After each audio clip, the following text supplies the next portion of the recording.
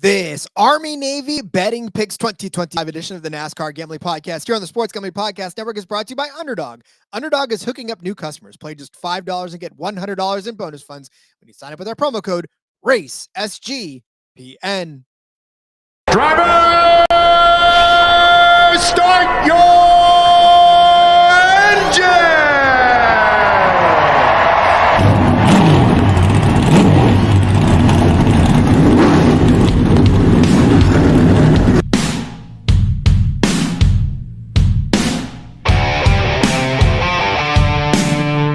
Strap in and pull those belts up tight as the Sports Gambling Podcast Network presents the NASCAR Gambling Podcast. I'm just gonna put my foot on the floor and I'm not lifting till I see God or a checkered flag.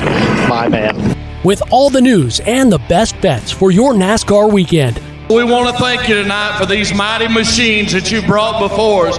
Thank you for the Dodges and the Toyotas. Thank you for the Fords. Lord, I want to thank you for my smoking hot wife tonight, Lisa. In Jesus' name, boogity, boogity, boogity. Now, here are your hosts, Rod Villagomez and Cody Zeeb.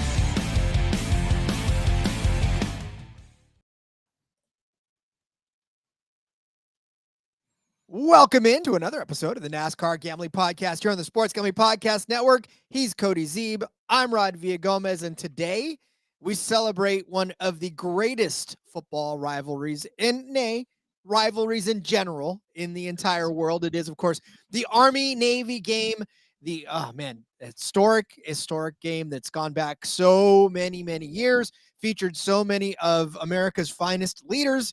And, look, it's just one of those games where it used to be by itself. Now they're tainting the tradition, but whatevs, man. But it is. But welcome in, Cody. Yes, it's great to be here, Rod. Army-Navy week, the time where we get to be rivals, arch enemies. You're, of course, in the Army. I was in the Navy. And, we get a face-off, talk about our respective services, schools, and looking forward to it. We talked a little bit about it yesterday, but this game and the whole feel around everything is just so great, right? From all the pregame stuff to, and the stories leading up to it, stealing the goat, all the crazy stuff they do beforehand to, going out, doing battle on the gridiron football. And it's old school football. It's the good kind of football, right? Running the triple option, not throwing the ball. Well, one of the teams can throw the ball. The other team can't throw the ball. And just old school football. It's so great, right? And then you get to the end and it's over and it's back to we're on the same team, which is, of course, for the United States and serving in the military together as those guys and the gals as well at the academies will go on to do throughout their careers. So it's a lot of fun. It's great. And that's what makes America great, right? Is we can go be bitter rivals all week. We can go at each other, go Army, go Navy, whatever the case is. And then at the end of the day, we're all back on the same team, and it's a lot of fun. Well, and I think what makes this one especially just meaningful for everybody is that when you look at these teams and when you look at what it means to be a member of the academies, right? I mean, all these other teams are dealing with NIL money now. They're dealing with all of these big personalities that come through, and a lot of these guys are NFL hopefuls, and that's not the case with these guys. More often than not, many of them, obviously there's no NIL money because that's just not the way the academies roll, but like these guys are all mainly undersized, because in the military you can't be a 400. You're in military shape, not football shape. No, and you know what? It's funny because sometimes when you watch these linebackers, right, or the linemen, you're like, all right, how are you going to pass height and weight when you get into the actual service? Because you do have a little bit extra on there. Yeah, I guess they put it on for football season to take it back off, but yeah, it does. They are limited to the restrictions of you've got to stay within the military training and all that as you're going through the officer schools there. And so that part of it. And yeah, like you mentioned, you don't have all the, it's not, oh, we've been paying this guy in the back door for years and now we can do it out in the open or whatever. It's you've signed up to go do something after this, and you're going to be held to that, which is great. So, and a few of them do get opportunities to go in the NFL, which is always cool. And it's cool to see the service branches generally work with them, right, to allow them to be able to play in the NFL and then serve their time or do it concurrently, whatever. But yeah, you love to see it. Yeah, you do. And that's what I'm saying. It's the commitment that goes with it. Neither one of us now took the officer route. So it's not necessarily that we dummies, Rod. I'm telling you. Well, look at I sometimes look back and think to myself, would I have wanted to? And I see all my officer friends and I'm like, nah, I'm good. I'm all right with the enlisted world of it all. But I think we were on the better side of things. I would agree with you on that one too. And so would the officer friends for that matter. I tell you what, let's get to more of this, but let me tell you first, to get access, all of our free picks and podcasts, they're all in one convenient place. Where is that? It is the SGPN app. You can find it on the App Store, so go download it for free. All you got to do, search SGPN, and it's all at your fingertips. It's funny because I had a friend who recently, well, maybe not recently, it's been a while, went through OCS, right? Went through Officer Candidate School, and obviously not the big branch, not the West Point branch, but just one of our local OCSs.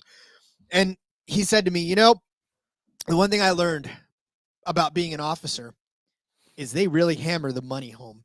You are financially responsible for everything in the unit. If something like a tank, if you lose a piece of artillery, if you lose a glove, like people might laugh at that and say, how do you lose a tank? But I've seen it done before. It happened. It's not as uncommon as you would think it is. But yeah, he's like, no, everything you're financially, all they do, they spend most of OCS telling you that you are financially responsible for everything and not you should be scared. So yeah, I think we did pick the right. We made it out on the right side of things, being the enlisted personnel.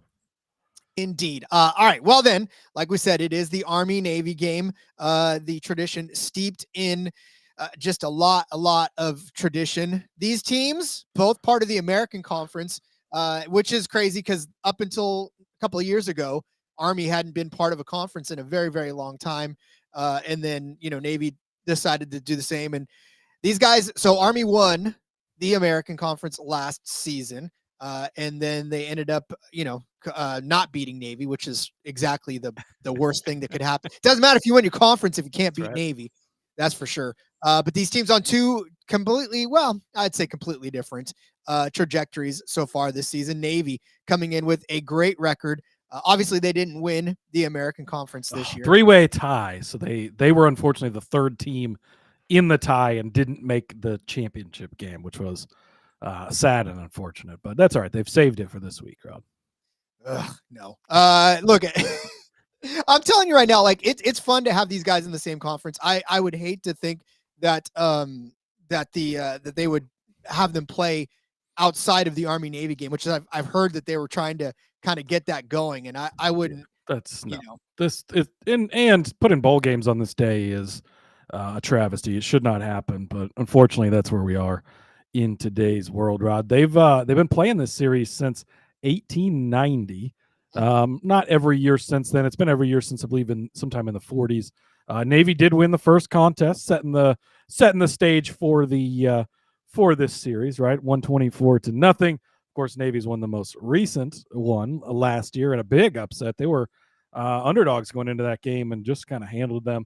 Navy leads the all-time series, 63-55-7. I feel like this is one of those games where ties should not be allowed, which luckily we don't get ties in college football anymore. Navy has the largest victory in history, 51-0. What a hell of a year that was. Longest win streak. They won 14 years in a row from 2002 to 2015.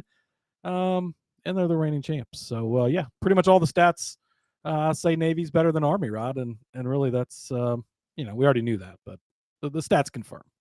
So, but I will also add to that Army has won 3 of the last 5 out of this matchup. Navy did grab a win in 2021 and last year, but before that, it was Army in 2023, Army in 2022, Army in 2020, Army in 2018, Army in 2017, Army in 2016. Oh, that's great that your Navy guys picked up 3 wins in the span of 10 years. I'm glad you found those 6 wins. The last 23 matchups, Navy's won 17 of them, but you go ahead and hang your hat on those 6 that you won, Rod.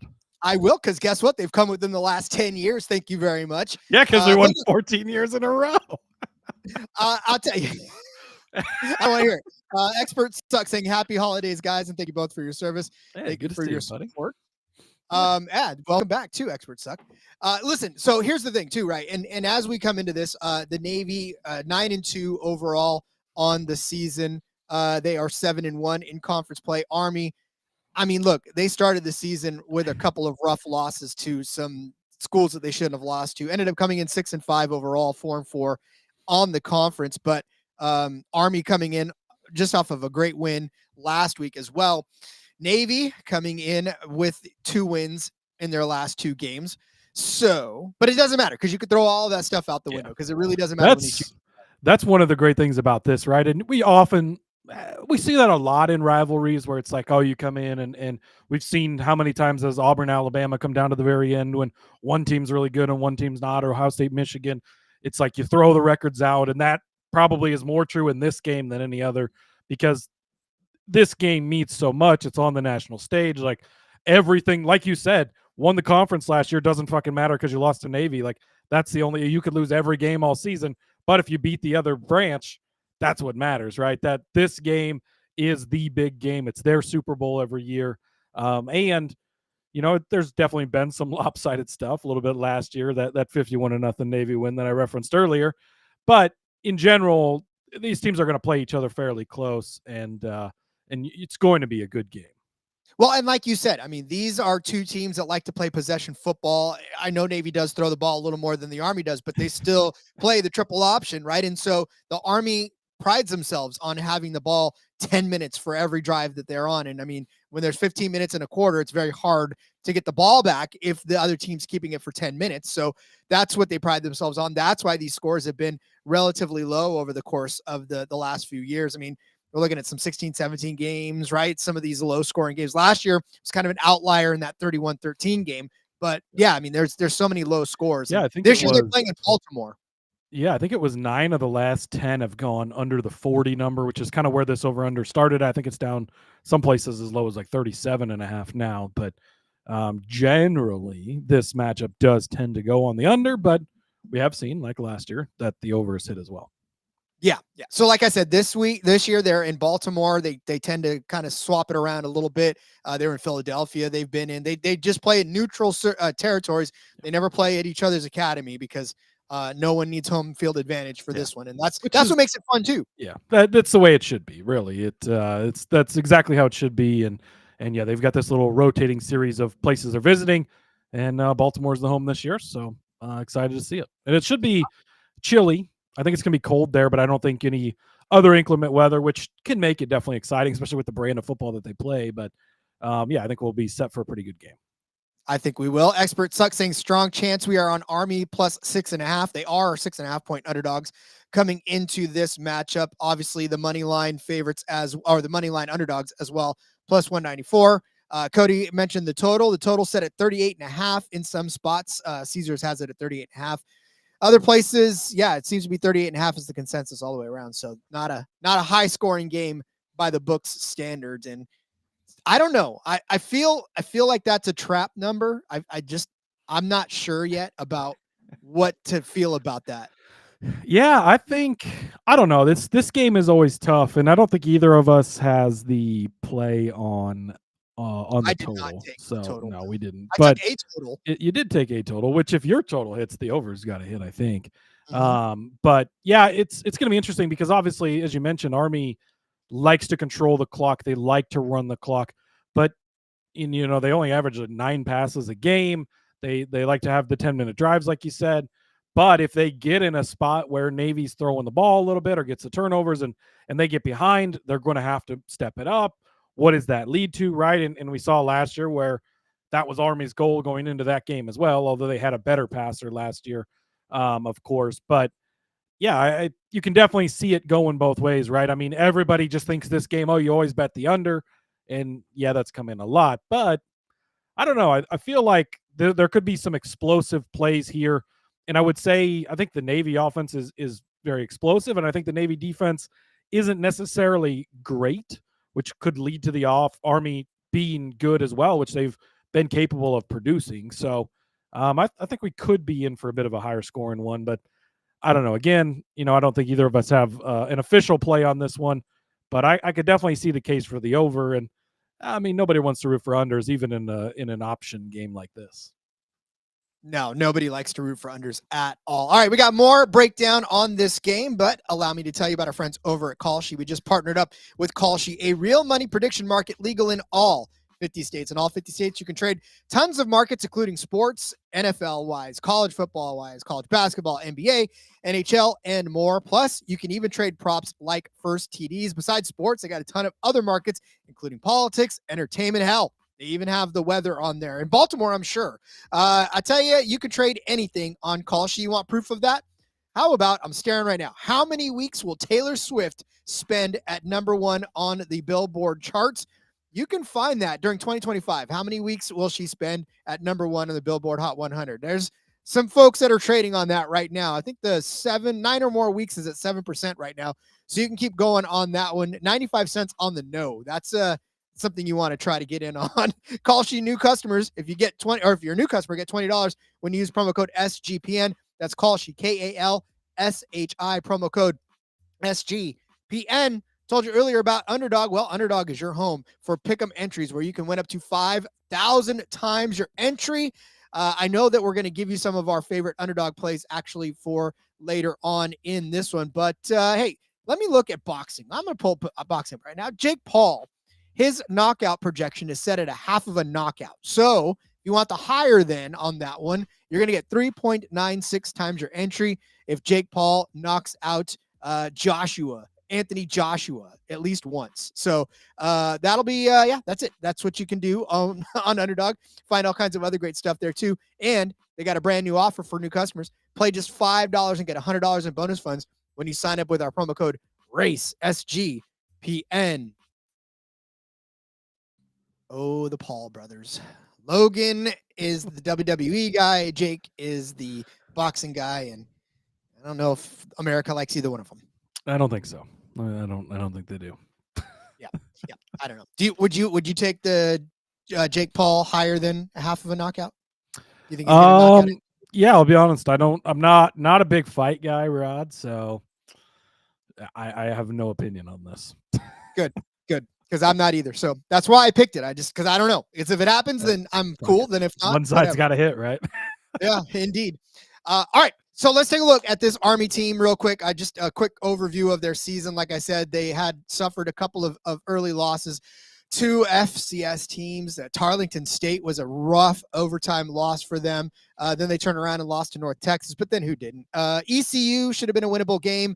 They started out the season with Dwayne Coleman to replace Captain America style Bryson Daly last year, who led the entire world in rushing overall touchdowns and yardage. And I mean, that guy was Captain America for a reason, right? And he left a gigantic hole at the quarterback position that they tried to fill. Dwayne Coleman came in, did okay, but then in comes Cale Hellums and takes the mount. And dude, that guy just ran wild against K-State.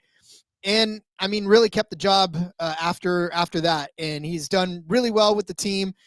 Again, it was a tough loss against Tulane and a tough loss against Tulsa that sort of set the tone for the rest of the season. But Cale Hellums, just an outstanding guy. And that is where the offense is going to go through.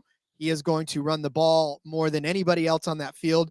And they do have some great receiving threats. Brady Anderson out there, who's got a touchdown pass or two in his time with Army. Not very many of them, by the way. There's only like 5 total passing touchdowns on the season for the Black Knights, whereas Cale Hellums has like 15 rushing touchdowns right now. So he's definitely leading the team in that. Noah Short, fast guy, absolutely can burn it. He's the guy that everybody wants to throw to, everybody wants to pitch out to and let him get to space. And then they've got their fullbacks that they always depend on. It's just a rotating cast of guys. So, I mean, this triple option, it is not the same triple option that you remember watching as a kid. They've in the gun now. They've taken a little bit of liberties with it and just a few more options. And Cale Hellums will throw back or will, go back and pass it every once in a while. But yeah, I mean, this Army offense, yeah, it's plod. Yeah, it's trud, but there's still some wrinkles in there that make it look a little different than what you're used to out of options football. And again, they settled into a nice rhythm. They just ended with a great, thrilling win against UTSA.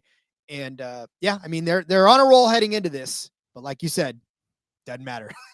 Just got to bowl eligibility there, Rod. So congrats to them. Navy, on the other hand, 9-2, pretty strong season. Open the year with a couple of the cupcake games. You get those out of the way, pick up some wins, take down Air Force in a close one. That was barely beat Temple, but hey, they were on the right side of things, getting it done. Dropped a game in early November to North Texas there, number 25 in the country at the time, and then got spanked by Notre Dame, who's a bunch of quitters. So there's that, unfortunately, but finished out the season strong. Big win over USF, getting the victory there, and then taking down Memphis in the final week of the season. Blake Horvath, he was the quarterback last year. He returned this year. He might be the only guy out there that's going to rush for more yards than your guy in Hellums, because he does that a lot, right? He's a big rusher. Alex Tecza, senior running back, going to talk a ton about him, so I'll kind of save my thoughts there, but he's the next leading rusher behind the quarterback, right? Navy, like Army, Army's more of the true triple option. Navy runs a triple option and option as well, but they've also used the other option where you can throw the ball a little bit more. Horvath is pretty solid at that as well. And that's led to Eli Heidenreich being the all-time leading all-time yards leader. What am I don't know what I'm trying to say. He broke the all-time record for receiving yards. That's what I was trying to say in a season this year. He's a running back, by the way. They don't throw it to wide receivers. You throw it to running backs. But Heidenreich has broke the all-time receiving record this year. So Navy definitely a little bit more of a two-part offense, being able to throw the ball just a touch bit more. And yeah, defense is good. It's very interesting, and we'll get to this in my first bet particular. The pass defense has definitely been their weaker part of things, but Army's obviously pass offense hasn't been great. So that might kind of be the true test in this game, is if Army can get something going through the air. Yeah, and honestly, I don't think they're really going to try that hard. I think they really are going to stick to their run game, because we've seen, look, Noah Short is a good pass catcher for the Army, and like I said, Brady Anderson is another one of those guys that can pass patches, but not, I mean, it's not something they want to try to do. They'll do it to mix things up a little bit, but like you said, but I will say that with both of these teams beating Air Force, the Commander-in-Chief's trophy is up for grabs. The winner of this will win it outright and be the Commander-in-Chief's trophy recipient of the 2025 season. Yeah, that's super fun, because that's not always something that is available for this, right? So the Commander-in-Chief's trophy is awarded to the winner between the three academies, right? So it's like who wins the most out of the three or whatever in the head-to-heads, all that. And so sometimes Air Force gets it and it's not in play in this game. Sometimes it's, if Navy wins, they get it. If they lose, Air Force gets it, or Army can win, but Navy can't. And this is one of those rare years where whichever one wins this game will get it, since they did both take down Air Force. So yeah, that's kind of a prestigious trophy, obviously, that you want to have, being the best academy. So of the three. So yeah, it's pretty exciting that that's on the line this week, and just another thing for these guys to play for. Yeah, both of these guys splitting it over the last couple of years. Obviously, last year Navy took it by beating Army, and 2023 Army took it by beating Navy, and then Air Force had it in 2022. Jerks. 2021 it was shared with the Army, and then they retained the trophy. Army had it in 2020. Actually, Army's had it 4 times since 2017. So. Yeah, looking pretty good. Navy's had it twice in that span. Just throwing that out there for pulling out stats here. All right, Rod. Speaking of pulling out stats, let's get to the bets. Let's do it. Well, I wanted to extend an olive branch, and I figured I would start with an Army play to begin the game, Rod. So I am going to take Cale Hellums, the Army quarterback. I'm going to take his under passing yards, 64.5. You can find this at -112. It is absolutely hilarious to me that the total for his passing yards as the starting quarterback is only 64.5, but I think the number alone paints the entire story. They couldn't possibly put it any lower, because holy shit, 64.5 is already pretty low, but you can't put it any higher because Army doesn't throw the ball. You said it yourself just a few minutes ago. Army does not want to throw the ball in this game. Jeff Monken is going to come in with a game plan of run the ball. They want to control the clock. And I think the only way that Army can beat Navy, so maybe this is even a positive play for you, is they have to run the ball and control the clock. I don't think going out and trying to sling the rock is going to get it done for them. As I mentioned, they average 9 passes per game this season, which is an incredibly low number, right? So if you think about it, if you're throwing 9 passes, it's going to be hard to hit this number. So hard, in fact, that he's only hit it twice this entire year. He's been the starter a majority of the season. I don't think he actually started the year, the first couple games, as a starter. But since he's taken over, only twice has he gone over this number, which is incredibly crazy. Bryson Daly last year, of course, was the stud quarterback, right? He ended up being 1,000-yard passer when you add in the yards from this game last year, but it wasn't much. Navy held him to just 65 yards. He had 3 interceptions last year. That was this great 11-1 Army team with a actual quarterback who could throw the ball. They don't have that now. Army wants to run the ball. They want to run the ball. The one way that I could see this losing is if Navy goes out and dominates them and they're just forced to have to throw the ball a little bit to stay in the game. And if that's how I lose this bet, I'll be very happy anyways. So not too worried about it. But I think that Army wants to do everything they can to not throw the ball. And I think that'll be the game plan. Averaging 9 passes per game. He's only hit the over on this twice. Give me the under 64.5. And again, this is one of those where it's like, it's so low. How do you not take the over? But I think you take the under because it is so low, because he just doesn't get to this number passing yards, and they would want to avoid it at all costs if they possibly can.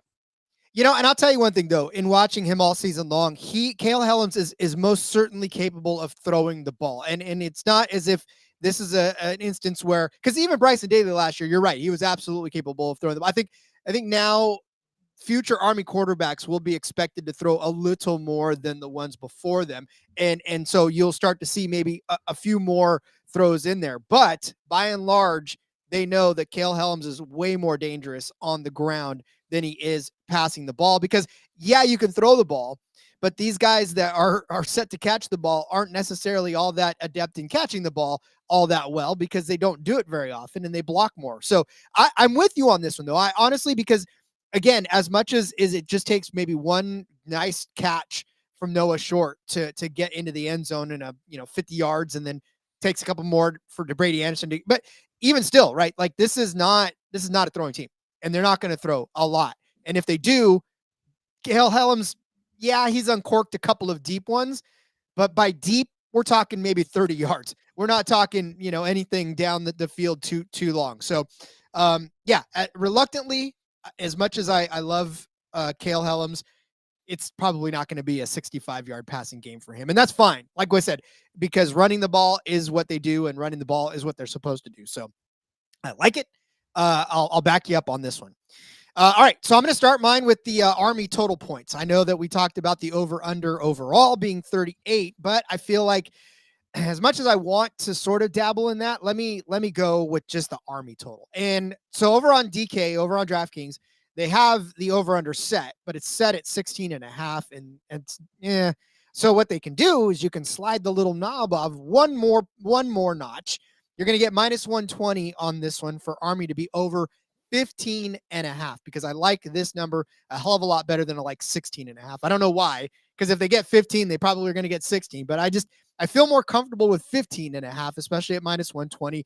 Given that Army's had some pretty good games that they've scored some good points this season. 27 against Charlton State, 24 against K-State, no less, 38 rather against North Texas. That was a big shootout. They did only manage 6 points against East Carolina, so that was a disappointing game there, but 31 against UAB. They got 24 against Charlotte. They got 17 in a loss against Tulsa. They got 20 against Air Force, which is another service academy, right? So it was 20-17 in that game. So both teams went over 15.5. They only got 14 against Temple, but bounced back for 25 against Tulsa in that loss, 27 against UTSA, the Roadrunners last week. And that was a game where they really had to keep up. They definitely needed every bit of those 27 points, because it was 27-24 at the end of it. Navy's defense has been okay, but they've also given up a few points here and there. They opened the season by only giving up 7 to VMI, but I mean, that's VMI. UAB touched them up for 24 points. Tulsa got them for 23. Rice was 13 points, but Air Force got 31 points against them, right? This was a 34-31 game against Air Force. Air Force played them tough. I feel like this could be an instance where, it may not be a 34-31 game, but this could very easily be a, 21 to 17 games, something in that realm, right? A real close one that these games have been before, because in the history last year, like we said, it was 31-13. Army got 17 points in 2023 rather, to Navy's 11. Army scored 20 to Navy's 17 in 2022. 2021, it was a 17-13 game, but Army got 15-0 against them in 2020. And Army did 17-10 in 2018. So they've scored at least 17 points in a few of these games over the course of the last few years. And, look, this is not an Army team that's allergic to scoring more than 2 touchdowns. Like, these guys can break off a huge run. Noah Short's been known to just scamper off and get in the end zone.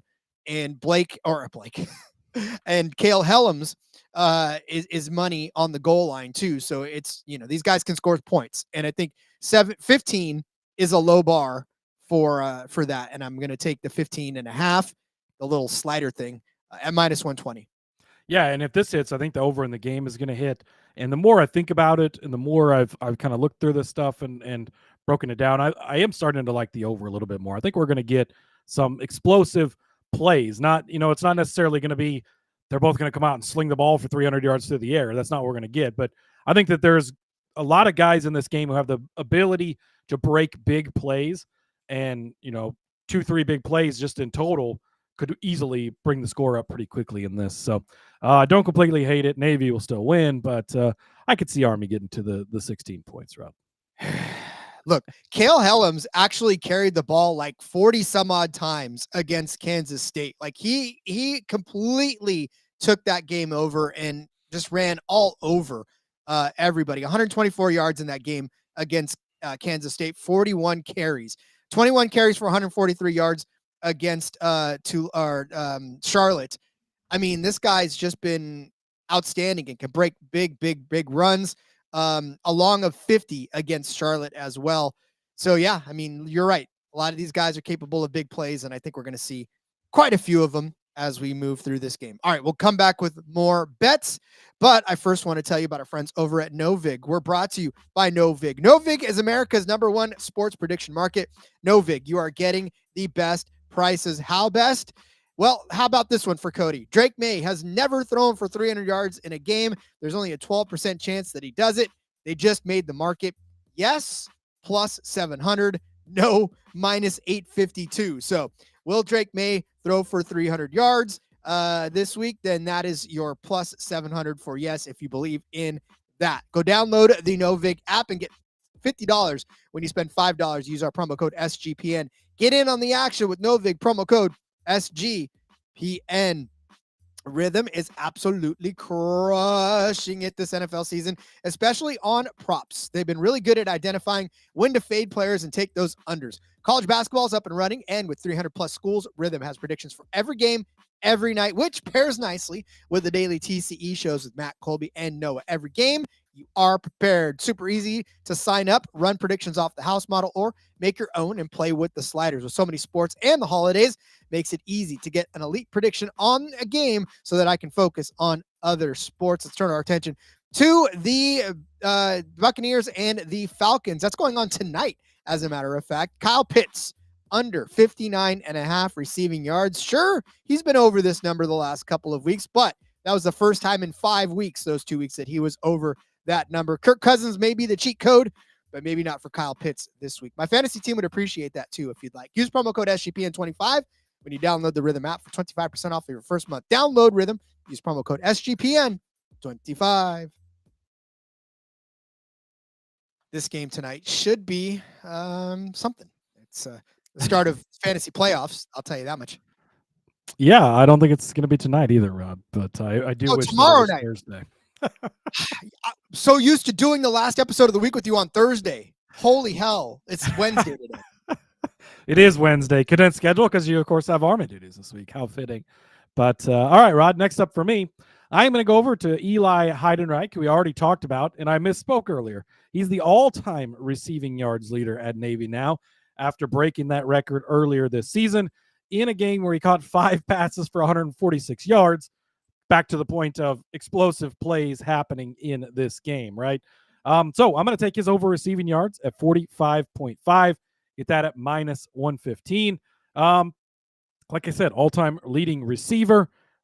He's been great. He's gone over this game in the last, or over this total in the last 2 games. Big games to end out the season against USF and Memphis as they were trying to vie for that conference championship game bid, right? Needed to get some wins there.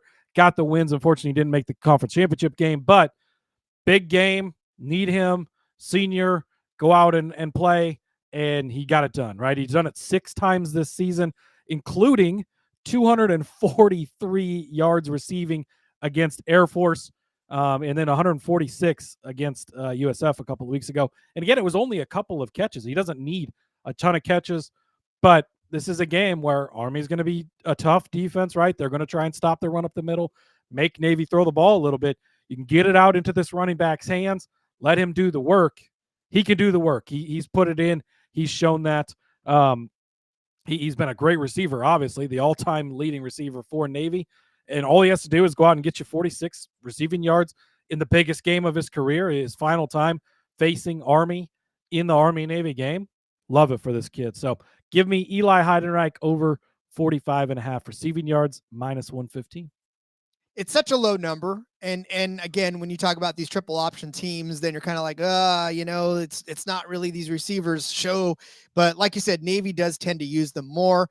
And honestly, that is how you beat Army, right? You just keep throwing on them because their secondary is not the greatest strength of that team. And you see it when they play these teams that are super pass heavy and these super, it's just incredible to watch this secondary try to keep up with some of these speedy, fast receivers. And so, yeah, I mean, obviously, which part to attack because listen, rush defense is their strength anyways, which is what they're looking at. So yeah, 100%.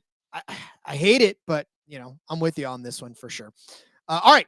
Cale Hellums, we just talked about him earlier about his passing total. Well, his rushing total, you could actually get it at plus 110 or 110 or more rushing yards over on DraftKings. Minus 102 for this one, so barely juiced. It's almost even money on this. And like I said, Cale Hellums, man, the ball goes through him. He's got 264 carries this season, 23 carries last week, 32 the week before that, 36, 26, 38, 21, 21, 41 against Kansas State. Might I remind you, he's the quarterback. This is a guy that's supposed to be handing the ball off, but instead he keeps it. Well, he turns those into good yardage each and every time that he touches the ball. He's averaging 4.1 yards per carry this season. He's had at least 110 yards in 5 total games so far. 159 yards against Tulsa, 118 yards against Temple, 163 yards against Tulane, 143 the week before that against Charlotte, and then 124 yards in that big game against Kansas State. So, I mean, he got 90 yards last week against UTSA, but that was a game that, again, he was handing the ball off to Noah Short, finding Noah Short and getting Noah Short involved. But this is not how I know. I 100% know, especially in his senior year, Jeff Monken absolutely loves to highlight these seniors. And of course, there's no bigger senior than him on the field right now. And 110 yards, I know Navy's rush defense can allow that type of production. And that's really the bread and butter of this Army offense is rushing the ball. They haven't been handing it off to their B-backs very often anymore. It just feels like it's either Noah Short or Cale Hellums that's been getting the ball and getting the carries. So, like I said, if at 4.1 a pop, all he's got to do is carry it 15, 20 times, and he's there. And I think, like I said, this is a very safe option for you if you would like to take the 110 plus yards on DK. There you go, Rod. Not going to argue too much. Again, I do think that we're going to see some offensive production in this, and I think that Army wants to run the ball, and if you want to run the ball, he's going to be your most dangerous runner. So I'm sure that they will attempt to run the ball with him plenty. Breaks one, and you could easily hit this one. So I'm not going to ride it with you because I'm not going to be betting any positive Army bets, of course, this week, but I'll accept it, Rod. So moving on for me, I'm going to break out the ladder. The guys on the main show, the Sports Gambling Podcast, they always like to give out their ladders. Generally on the NASCAR Gambling Podcast, we do car lifts, but we'll go with the ladder since it is football, and that's kind of where this started. So I'm going to go to senior fullback. Like, come on, Rod, a fullback in the Navy at the Navy Cat. Like, this is what we're all about, right? So senior fullback, Alex Tecza, going to take him. It's his last game, his last chance in this, right? And actually, he's been bottled up the last 2 years against Army and not gotten a lot done. And I think that is going to light a fire under him in this game. I think he's going to come out and do what he is capable of doing. So we're going to start. His over is 64.5, minus 114. We're going to play that. That's the main bet. And then ladder it up as far as you want to. I did 80 yards at 154, plus 154, that is. 100 plus yards at plus 280. 120 plus yards at plus 550. If you want to go higher, ride that ladder. I'm all good for it. But like I said, senior, last chance to do this. And the other thing is Blake Horvath, the quarterback, is much like your quarterback, right, is the guy. He's the main rusher. He's the lead guy. I think that Army is going to key in on trying to stop him. And I think that, again, if they want to win this game, that's what they're going to have to do. That might allow the ball to get into Texas' hand a little bit more.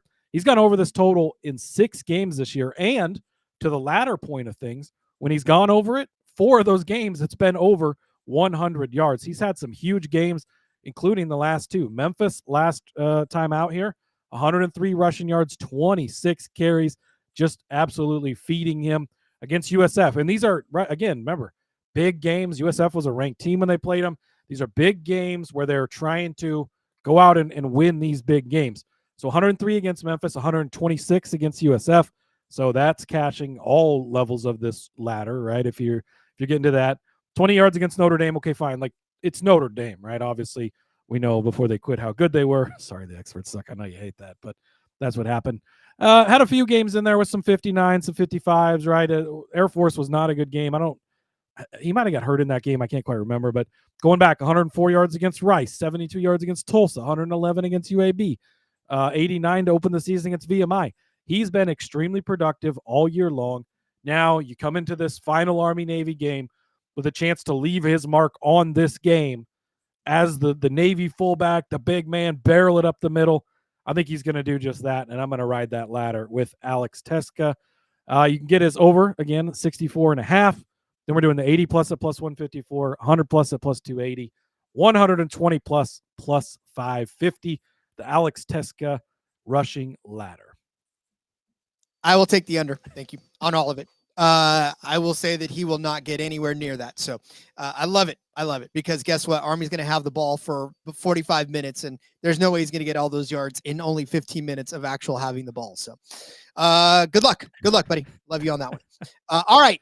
I'm going to go with my final bet is Army plus 6.5. You can get this at minus 115. Look, Army's covered this spread in each of their last 4 games. They've done it against the Midshipmen in 3 of the last 4 games overall have covered this spread. So like we said, this is going to be a very tough battle. This being another 31-13 game. I feel like this is going to be a little more close because again, it's not going to, the quarterback's not going to throw 3 interceptions in this game. They're just not going to let it happen. That means possessions for Navy and Army won't be enough to warrant a 31-13 game. Like I said, this will probably be more like a 24 to whatever 17 game rather than a 31-13. So love it. And then I'm taking my Army on the money line plus 194 over on Caesars. Just like I said, go Army, beat Navy is all the handicap is at this point. All right. Well, I'm going to do some first touchdowns quick before I give out my official picks on the game, Rod. So first touchdowns, much like they do on the Sports Gambling Podcast, the main show, take a unit, break it up, do it however you want to, because I'm going to start with Tecza plus 400. So you're probably going to put a little more on him to make it worth it, right? But 4-1 for him. Just talked about him, the senior fullback. Let's get him into the end zone. Then I am going to go with Mr. Chapman here. I didn't write his first name down, Rod. That was horrible on my part. But he scored in this game last year. So you like to see that. Another senior on the team, 18-yard receiving touchdown last year, has 3 touchdowns this season. Again, if you're trying to work in the seniors, I think there is something to that, right? They're not going to go out of their way to make sure it's only the seniors, right? Or target Mike Evans 100 times because he needs 15 more catches, But if you get a chance to put it in one of the seniors' hands, those are the guys you want to get in the end zone. So 13-1, scored in this game last year, got a couple of touchdowns this year, a big play type of guy. You like that, so we're going to take that. The Navy DST you can get. These are all over on DraftKings, by the way. Navy DST, so if you get that special teams return, great. The defense, maybe 40-1. They had 3 picks in this game last year. Probably, like you said, not going to have the opportunity for that this year because Army doesn't pass the ball, which we've already covered plenty. But I think that, the defense is going to be tough. And this is the type of game, while we've kind of made a lot of offensive arguments here, and we've made a lot of arguments for maybe the over, but the defenses are going to be tough. It's going to be stout. If the Navy defense can force a turnover, get to the end zone at 40-1, that's one of those big plays you're going to be rooting for and you love to see. And then at 75-1, the long shot, Joshua Green, or Guerin, I guess is maybe how it is. I don't exactly know how to pronounce his name. Apologies. But he's 75-1. He's their big play guy. The other guy, 18-yard touchdown, whatever, he's the big play guy. He's only got 3 catches on the season, but they were for 16 yards. They were for 35 yards. Those are big plays, again, on teams like this. Not regular college football teams, maybe. But he's the big play guy, can go make that explosive play right when they dial it up, right? You go at him, you run the ball, you run the ball, you run the ball, play action, throw the bomb. Joshua Green, going to be that guy on the receiving end. 75-1, I think he's worth the shot. So those are your first touchdowns for you. And then, Rod, it might surprise you. I'm on Navy, -6. I found some -6s out there still in the wild earlier today. -110. It's open at like -4.5, and people have realized very quickly that, yeah, you should be betting on Navy in this game. But you might say, well, Army, they got their ass kicked last year, Rod. Maybe it's time for them to, this is I heard that argument on the main show. Sean and Ryan and Colby, they're talking about, Army lost last year. You got to bet on them this year. That they're going to come back. That's revenge angle.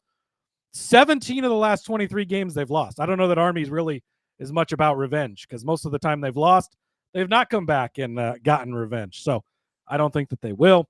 It is the final start for Blake Horvath, the senior quarterback. Been a leader there, been a great player. I think it's going to be a huge game for him. I think Newberry just proved to be the better coach last season, right? I think that did a great job and got things done. Navy can run the ball. They can throw the ball. And I just don't think Army's going to be able to keep up with them, and that's why I'm leading into that. Some alternate things you can bet on. You can get Navy to win by exactly 7-12. I think that's kind of a sweet spot in there. Like you cover the 6 and you get just over a touchdown, right? A 2-score game, basically. 7-12 range, you get a plus 390 over on DraftKings. And then you can predict the correct score.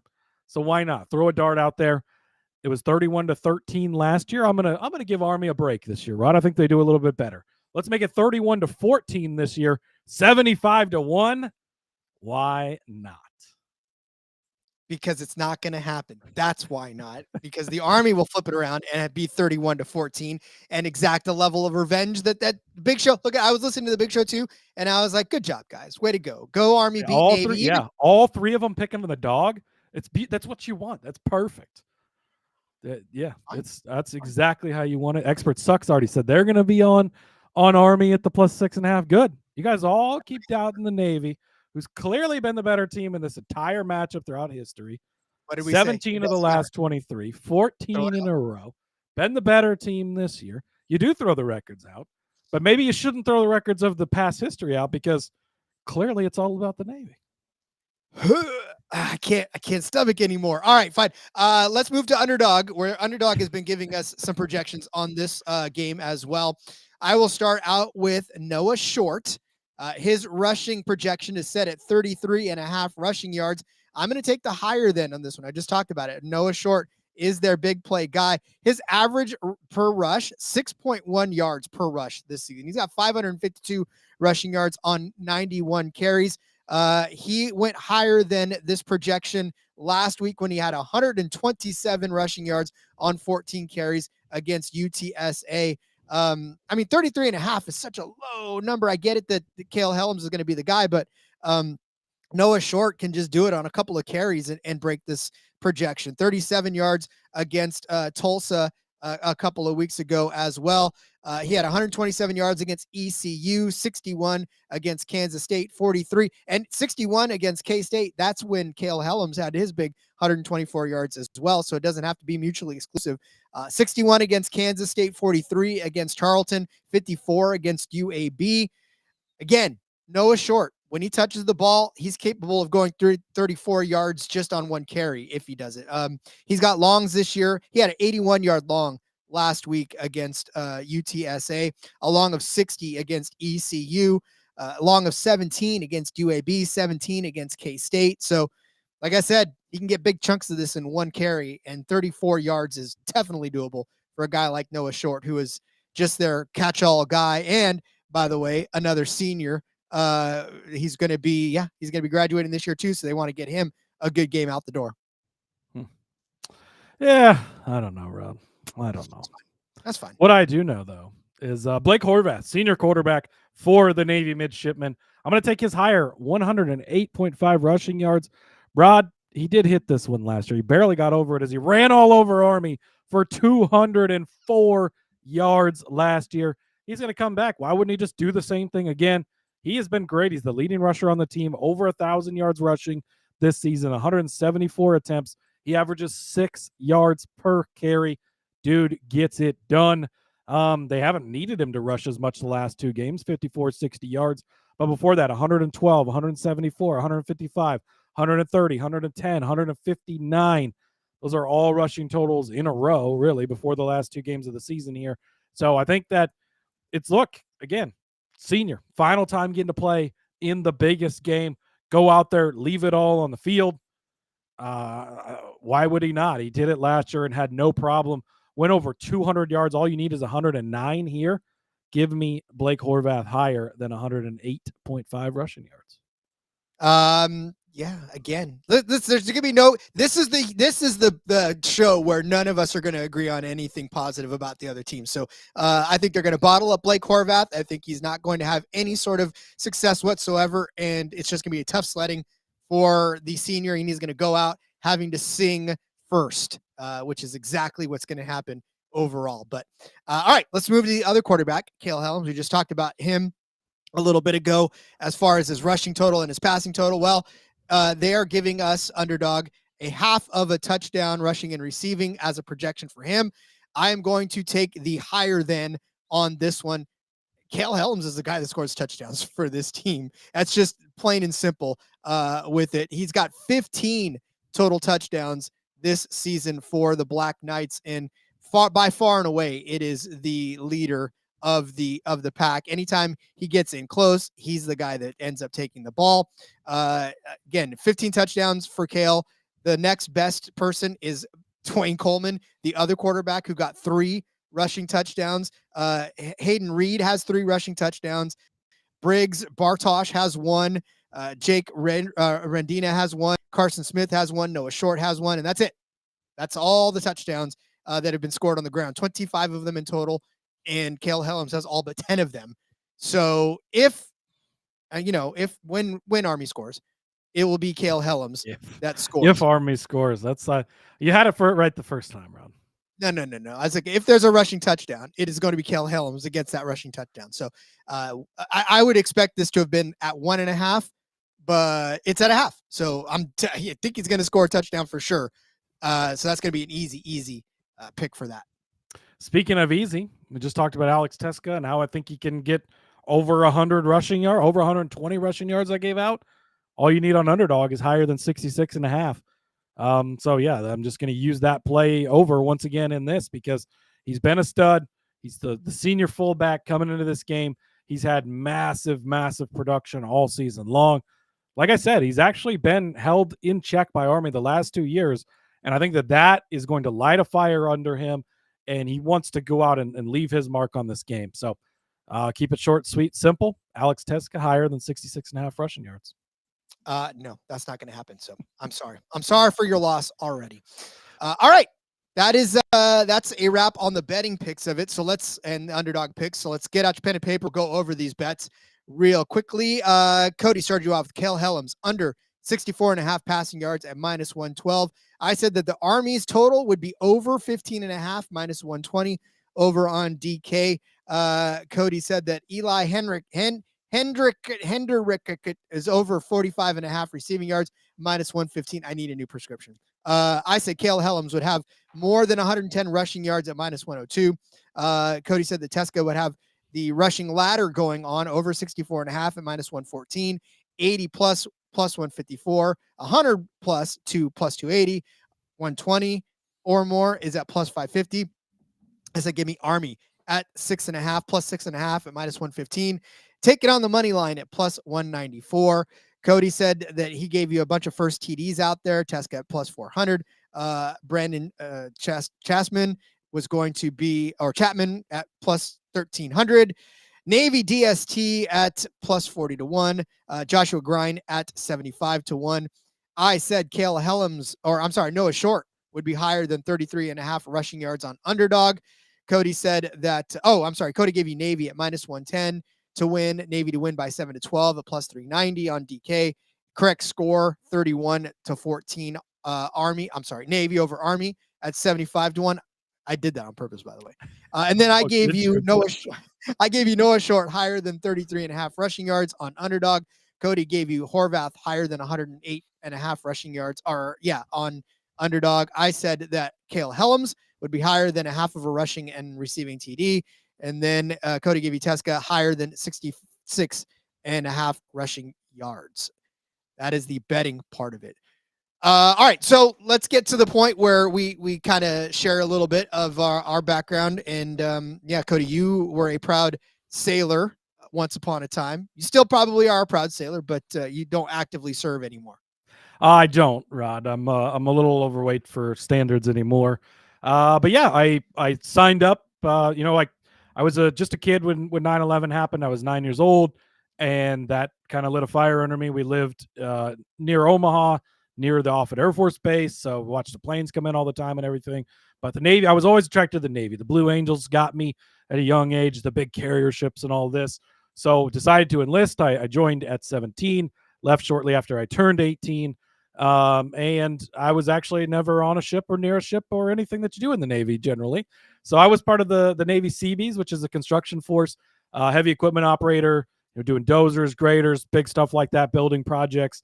So yeah, it was a lot of fun. Had a great time doing it. Just did my 4 quick years in and out, and that was plenty for me. I went into it with the intentions of being a lifer, but 4 years was good.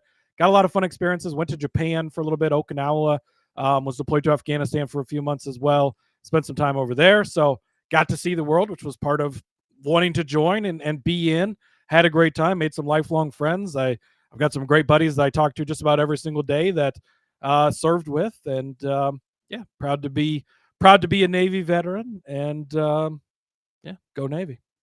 No matter what service you join, the brotherhood, the sisterhood, the just general camaraderie of everybody, right? I mean, like I said, we'll sit here and we'll rag each other all the time about Army and Navy and which one's better. But at the end of the day, we both know that being part of the armed services is something, actually, it's a thicker bond than most. Yeah, absolutely. It comes up a lot. I mean, we'll have conversations and it's like, oh yeah, I remember I did this, or you're still sort of in, right? Because you're dealing with it more often. So you'll bring some up and like, oh yeah, I don't miss that. Or another reason I'm glad I'm not in anymore. Right. So we do, even though, again, we've never actually met in person, being as far apart as we are. And you're in the Army, I was in the Navy, and our paths didn't cross in that, but yet we have a lot of shared experiences. And it's again, a small percentage of people actually sign up to serve.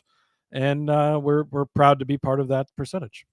Yeah. So I pretty much just went through high school, not really I knew what I wanted to do, didn't know how to get there. I was a little bored at times. And I finally woke up between my junior and senior year when a recruiter called me and said, hey, I want to talk to you about being in the Army. And I was like, yeah, sure. Whatever.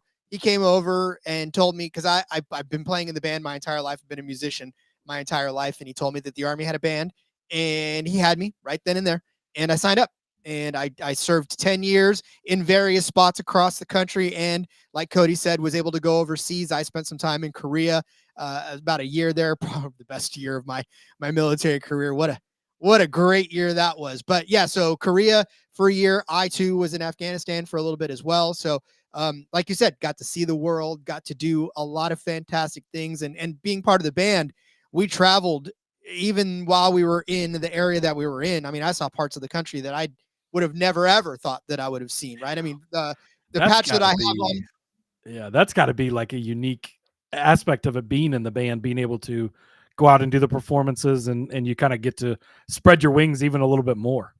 Yeah, and again, because the people that we're playing for, it's not just the people in the service. We're playing for civilians. We're playing for all kinds of crazy stuff. And yeah, the patch that I'm wearing now, which is what I love, because when I'm watching the Army and they're wearing the patches on the back of their helmet, a lot of times I was in that unit that they're wearing on the back of their helmet, and I'm just like, I wore this patch once upon a time. I've worn several of the patches that they've worn, and 10 years in active was exactly what I needed. Got out, started a family, and realized that I probably should finish the list to be able to retire. And so I joined the National Guard, and now I'm still serving, and I feel like I'm actually going to stay for a very long time, because I can't start collecting till I'm 60. So I might as well just stay till I'm 60 and get myself a nice little retirement at the end of it. So I'm a lifer, and even beyond lifing at this point.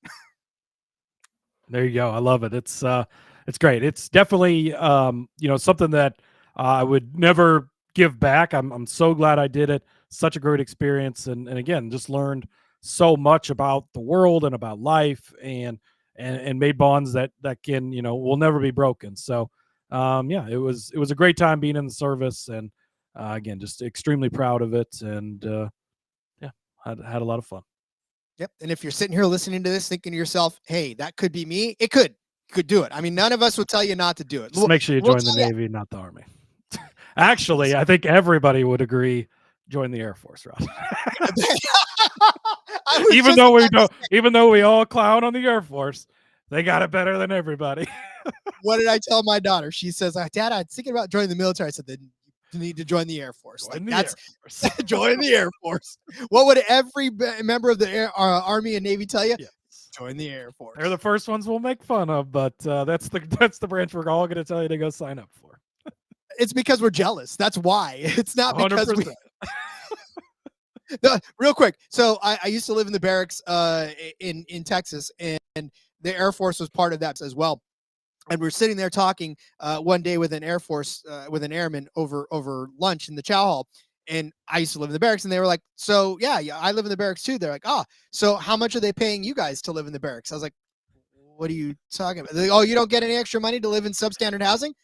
I was like, getting hazard pay for the barracks. Yeah. I was like, no, that's just our housing. And they're like, oh. I'm like, man, get out of here. Silver spoon ass. Get out of here. The Air Force gets all the best. I will tell you that. They sure do. Laura says, I thank you both. Thank you, Laura, and hello. Good to see you. Yeah. All right. Well then, Cody, I know you have got some hot plans to get out to, and we need to get you out to those. But yes, everybody, we are going to be watching heavily this Army-Navy game this weekend, and we hope you do too. Keep up with us as we kind of lament. I won't be able to watch it live, so unfortunately, that's the sad part. But I still will watch it. And I'll text you updates about Navy kicking their ass, Rod. Don't worry. All right, follow me on Twitter. No, I'm just kidding. All right, well then, Cody, let's say goodbye for the week. I will be suiting up in my Army suit this weekend, but I will be 1,000% repping this show and the world. Absolutely love it. Happy anniversary to my beautiful wife, by the way. 15 years, Rod. We got married on December 10th, and then I was deployed 18 days later. So she stuck with me through it all, which has been great. And so shout out to her. All right, follow me over on the X at Husker_Zeeb. You can find all my work there. Tons and tons of stuff out and available. Appreciate you checking out the show. If you just tuned in because you saw we do college football, we also talk a lot of NASCAR. Even if you don't know anything about racing, hit that subscribe button. Check us out. We have a great time over here, and hopefully can help you make some money on race cars and teach you about that too. But appreciate everybody joining and listening. And good luck. Go Navy. Beat Army. We'll see you later. Follow me on Twitter at RJ Villagomez. Hey, listen, we're two guys that love sports, man. That's really all there is to it. We'll talk about anything and everything that we love. And again, college football is this, but NASCAR is next. All right, follow me on Twitter at RJ Villagomez. You can find everything that I'm up to and including some musings from this weekend as well. All right, we'll see everybody next week with some more. Well, we'll catch up on all that NASCAR news that we've got to catch up on. There's a lot to talk about, and we'll just have some fun doing it. So until then, everybody, go Army, beat Navy. Let's go racing, make NASCAR gambling fun again, and let it ride. Another piece of